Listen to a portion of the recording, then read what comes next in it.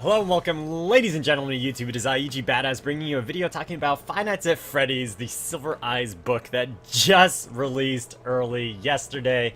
Now, originally Scott had anticipated releasing this on the 22nd of December, but due to him officially publishing the book, it was a okay go ahead for Amazon to basically start selling the paperback copy of it and the Kindle version. Now, the paperback version of the book costs about 18 US dollars.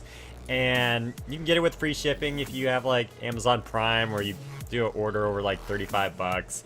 And you can get the Kindle version for $3, which is really cool. It's definitely a deal. I purchased it day one myself and have been reading it since.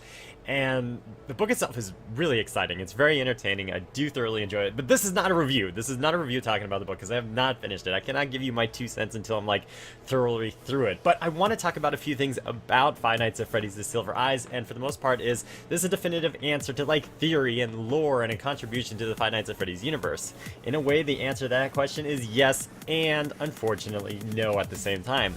The only reason why I say that is because of a few things that was asked, questions asked towards Scott Cawthon on Steam that he actually answered, giving us a little bit of insight on the book itself. Now, the first one is it canon? The answer to that question is, well, right up there.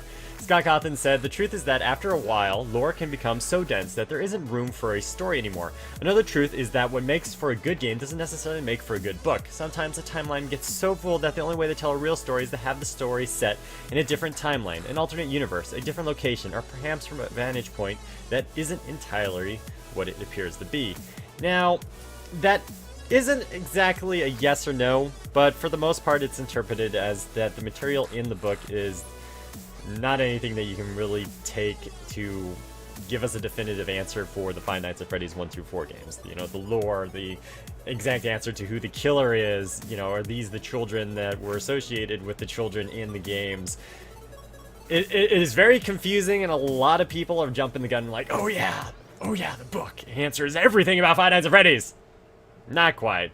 Now, a few more things, like Scott Cawthon hiring Kira to basically write portions of the book, and he mentioned, he answers that too. He says, "I've had some experience, writing experience before, but I have some serious weaknesses. I picked a writer who excelled at writing dialogue and was good with character interaction. Most scenes outside of the pizzeria were written by her, while most scenes inside the pizzeria were written by me. Even the scenes that I wrote myself, however, were edited by her afterwards to clean them up."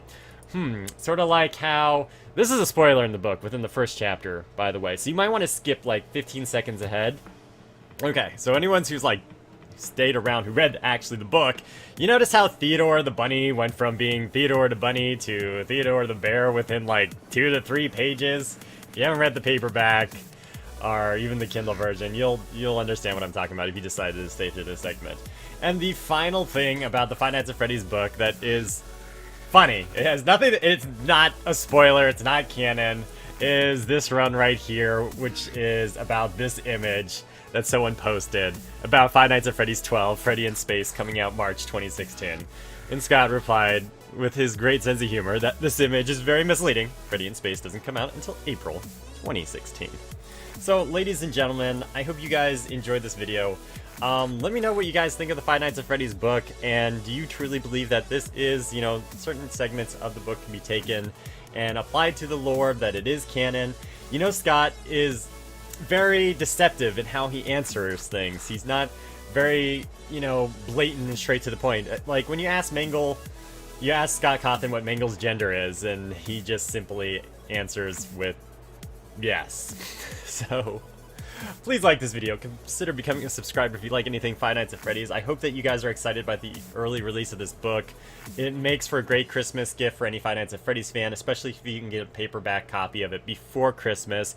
Even getting the digital version for yourself or a friend is an incredible gift. I highly recommend it at the moment. It is so entertaining, and I'm definitely loving it.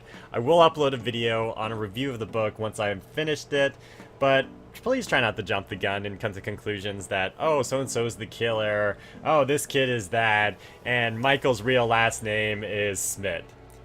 So anyways, guys, please take care of yourselves, and I'll catch you guys next time.